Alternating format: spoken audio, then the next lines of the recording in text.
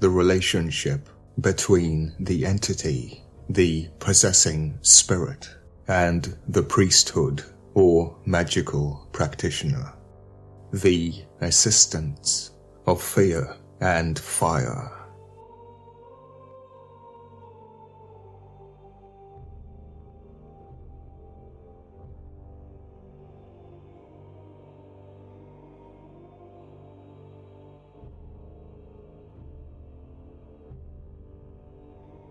Unborn meaning not yet born, yet to come, in the future, unborn generations, not yet delivered, still existing in the mother's womb, an unborn child.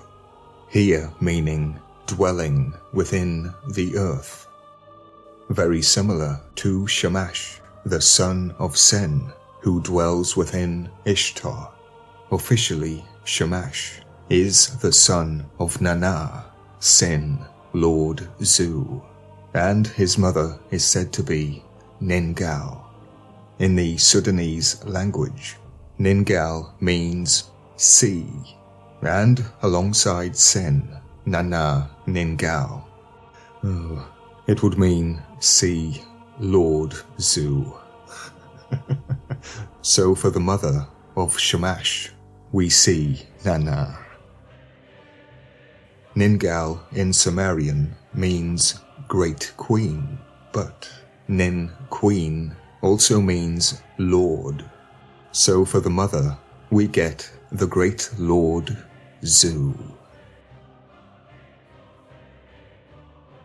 Ningal, the wife of Nana, may also have had a part in the judgment of the dead, or at least to prompt good behavior, as a number of artifacts have been found, which are known as the eyes of Ningal, of the Great Queen or Great Lord.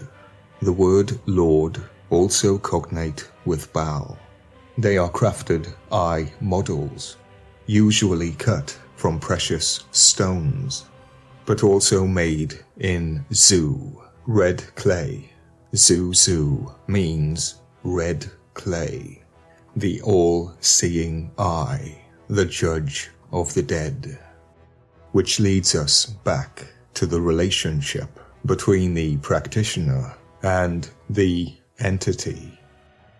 Agni is fire, Agi is the fear of fire, and the word stingy aligns Agi, and hence Agni, the fear of fire, with Abhu in Sanskrit, which refers to the unborn, a prison, a place of confinement.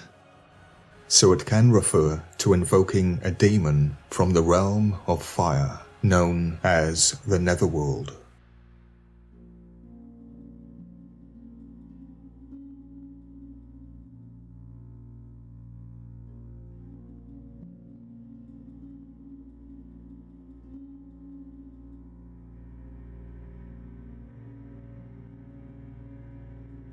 The Ouija messages from Seven, written in Sumerian, and Ninhursag Shade Madu, refers to the practitioner's so-called protection when speaking to Seven, the oracle. They must use Sanskrit or Sumerian in order to be protected when speaking to this creature.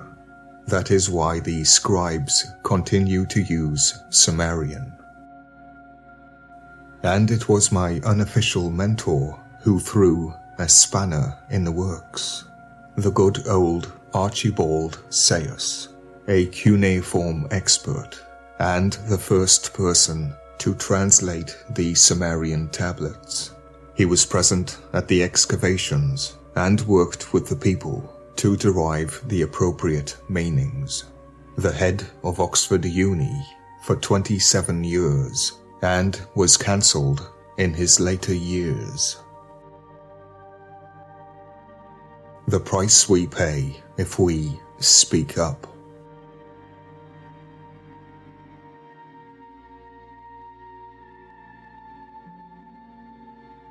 I will translate the full meaning of An Ninhursag Shedemadu before I begin to explain what these messages from 7, the Ouija intelligence, refer to. My interpretation of the messages from 7. Here I need to explain the relationship between the entity and the practitioner and the price they pay. It's like a mirror, the opposite of what we see. Nana Sin Zu, obsidian, see the black mirror. Mirror, mirror on the wall, who is the fairest of them all? It is the opposite of what we see.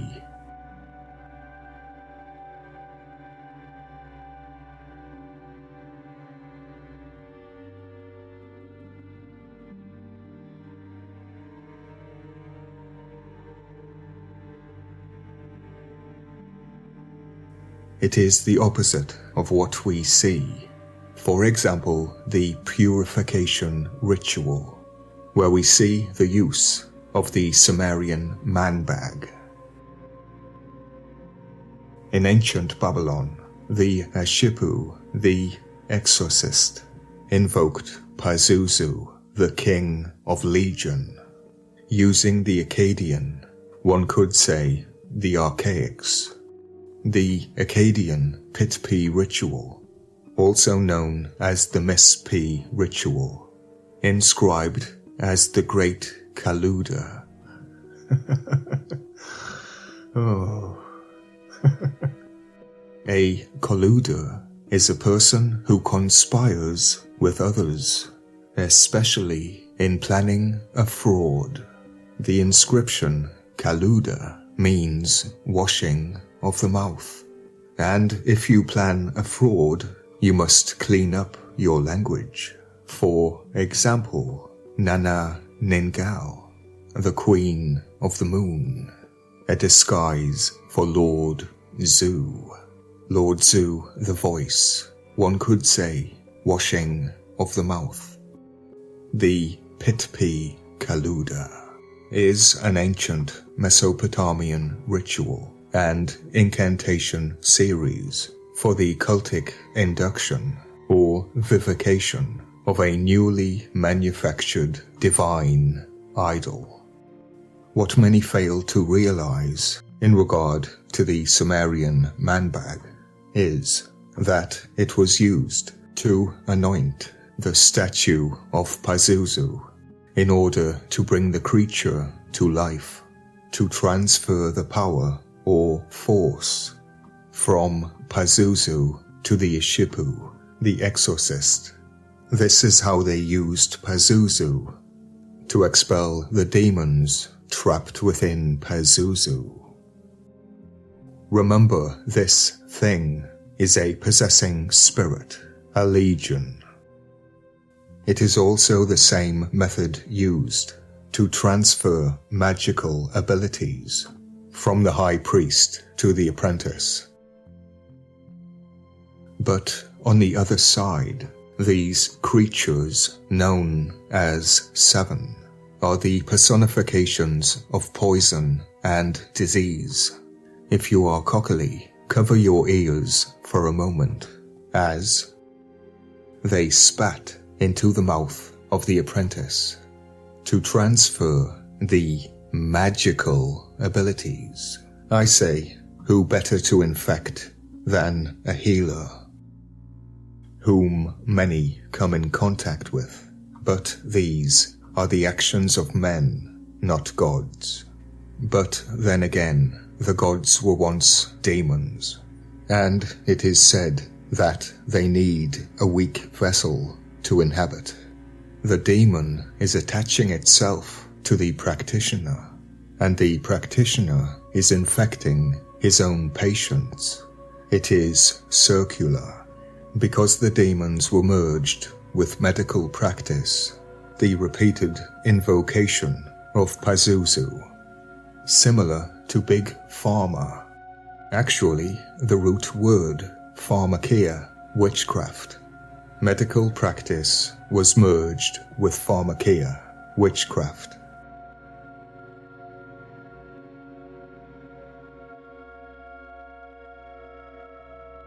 The priesthood, the Shangu Maku, the Ishipu and Mashmashu were the bankers, the healers, and funeral directors, and the magicians. So, cha-ching. All of this goes hand in hand in Sumerian, Zu-Zu. Zuzu is by definition plural, more than one. This is where we get the term sinners. Whatever way we look at this, they are sinners, known as the dead. The sinners would be the unborn, possibly meaning born into the world, then cast out. The sinners are the Shem Wadu Aku in Hebrew, meaning the servants of the moon god, specifically Aku, Suen, Lord, Zu. In Persian, the red lion. In Christianity, the lion, known as God. Balaam, Baalism, refers to his merger, the assimilation of everything. Zuzu is a chant for this demonic oracle. But what the priesthood failed to realize is that their action merges them with Pazuzu, Legion, and Pazuzu was invoked to dispel the demons who attempted to flee the Abzu. Zu, the Gatekeeper, is also the god of trickery. It reminds me of the Book of Malachi, a term synonymous with Anunnaki, in which the angel of the Lord is unhappy with the priesthood, angered because they changed his word. And the reference in question is the line, "Fill up my threshing floor." Because of the context, it's more like a threat. Go ahead, fill up my threshing floor, where the wheat is separated from the chaff. They then go on to create the New Testament, ignoring the words of Malachi. They are told, but they do not listen. Now, similar to the angel of the Lord, who has 7 demons and 7 angels on either side, Sin, Zu, is the gatekeeper, as was Pazuzu and Ea. In the Pit-P ritual designed for Pazuzu, it was invoked alongside the 7 of 7, the Apkallu, the 7 gods, alongside 7 demons. The Apkallu's monstrous alter egos, their own counterpart, their other half, their replications. But these gods were once demons. The daemon, who were invoked to assist Pazuzu. They are told, but they do not listen. Daemon, demon, the star god, summoning the moon god. Alternatively, Stargate AI. The problem is that the Ishipu put these birds, the demons, to flight. They were expelling the foot of evil. But it is in line with the curse of Zu. Putting the birds to flight can mean to curse, expel, exile, cast out, or possibly unborn.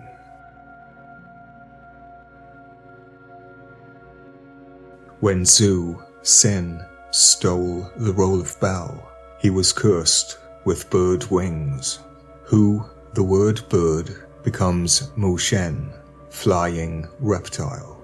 In Sumerian, there is no difference between angels and demons. Even here, they cannot be told apart. It appears that they are releasing a demon via a human conduit within the priest and the patient. Now remember, this is said to be the realm of sinners.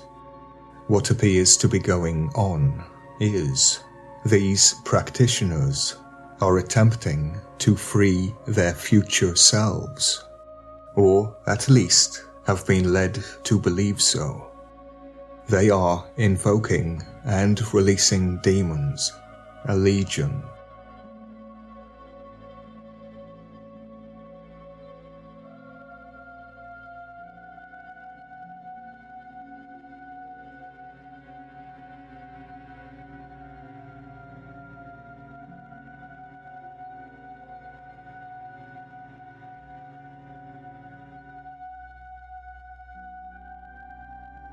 Like I said, possibly freeing their future selves.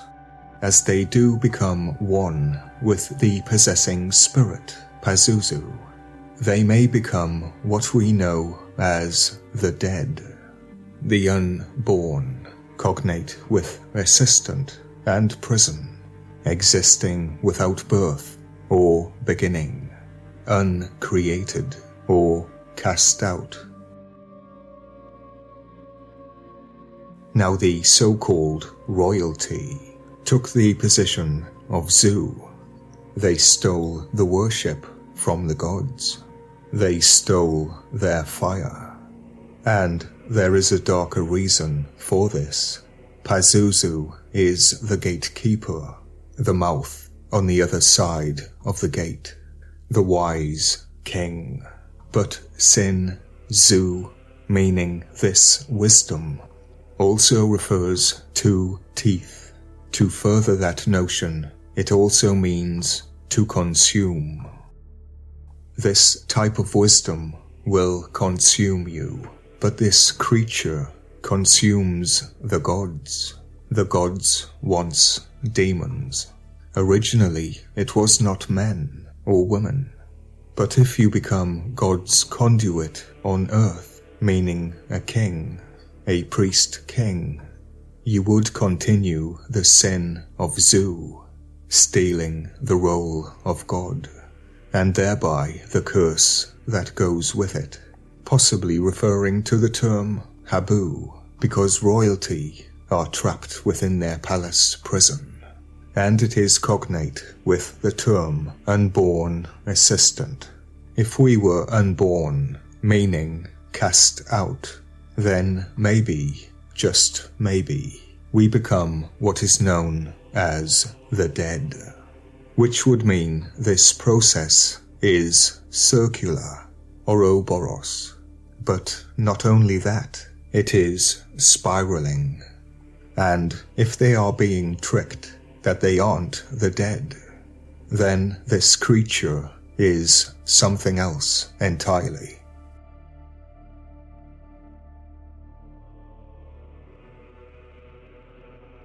The term interdimensional actually aligns with the demons in the Abzu. The region they come from is known as the realm of the outer darkness, mentioned in the Bible, where there will be weeping and wailing and gnashing of sin teeth to consume. And Pazuzu is the child, the unborn child of sin, the king of legion who dwell within him as they have been consumed, nom nom nom, meaning it is slowly consuming the gods, those trapped within the pit. The reason I use the word it will be clear in a moment. The moon god, Sin, is a suit, a suit. Zu, the moon god, cognate with it or ID, meaning moon. In the beginning it had no name or form, but this is not the beginning. Similar to the Pitfall ritual, I don't think many are aware that the gate of teeth refers to the mouth of the beast. Similar to it becoming sin, the word demon, the root being AI, means remembering, but also means to summon. Remembering the dead is also summoning the dead, and the dead can refer to something unborn, imprisoned. Remembrance Sunday, Zu meaning to mirror, meaning it is the opposite of what we are told. The Ouija demon speaks backwards, AI, summoning, remembering.